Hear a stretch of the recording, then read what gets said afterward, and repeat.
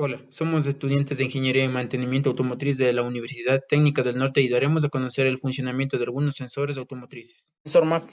El sensor de presión absoluta MAP es un transductor que mide la presión en el colector de admisión. Es alimentado con 5 voltios por la unidad de control y envía en retorno una tensión proporcional a la presión del aire presente en el colector de admisión.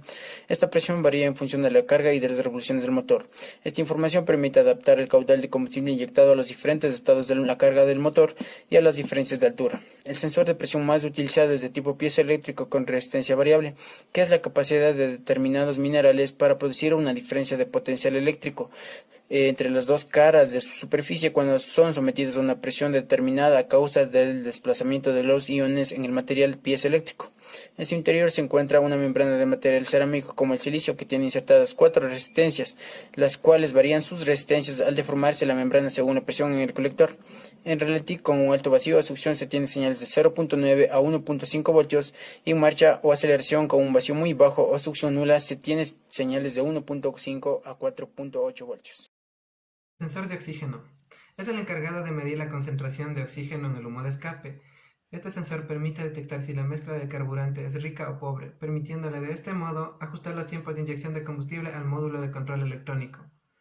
El sensor de oxígeno consiste en un pequeño tubo cerrado en un extremo construido con cerámica de dióxido de circonio, estando ambas caras del mismo, tanto la interna como la externa, recubiertas por una delgada capa de platino.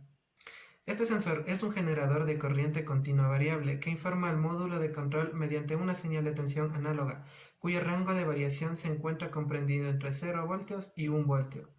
La resistencia dispuesta en serie con el generador de corriente continua protege a este de intensidades de corriente de sobrecarga que podrían producirse si se ocurriera un cortocircuito en la línea de conexión del sensor de oxígeno al módulo de control electrónico. Si este sensor presenta fallas, tendremos un consumo de combustible elevado y mayor cantidad de emisiones contaminantes. El sensor de temperatura del refrigerante ST se encarga de medir la temperatura del refrigerante del motor a través de una resistencia que provoca la caída del voltaje a la EQ para que ajuste la mezcla de combustible y la duración del pulso de los inyectores. Además de este sensor envía información a la EQ para la activación del electroventilador. El ST es un sensor termistor, es decir, posee una resistencia del tipo NTC, coeficiente de temperatura negativo, lo que significa que la misma decrece a medida que la temperatura aumenta y viceversa. Estos cambios en la resistencia en función de la temperatura del líquido refrigerante se traducen luego en un voltaje, haciendo uso de un divisor de tensión. Este sensor trabaja de la siguiente manera. La EQ suministra 5 voltios para el circuito y mide la variación del voltaje entre la resistencia de valor fijo y el sensor de temperatura. El cable a tierra de los sensores de temperatura está siempre a la EQ, generalmente en la terminal E2.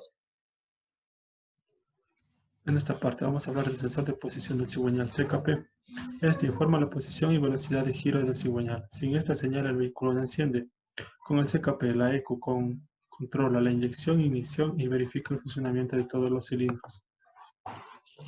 La característica principal de este es que genera su propio voltaje, es decir, no necesita que la computadora le dé voltaje. Trabaja con el principio de inducción electromagnética.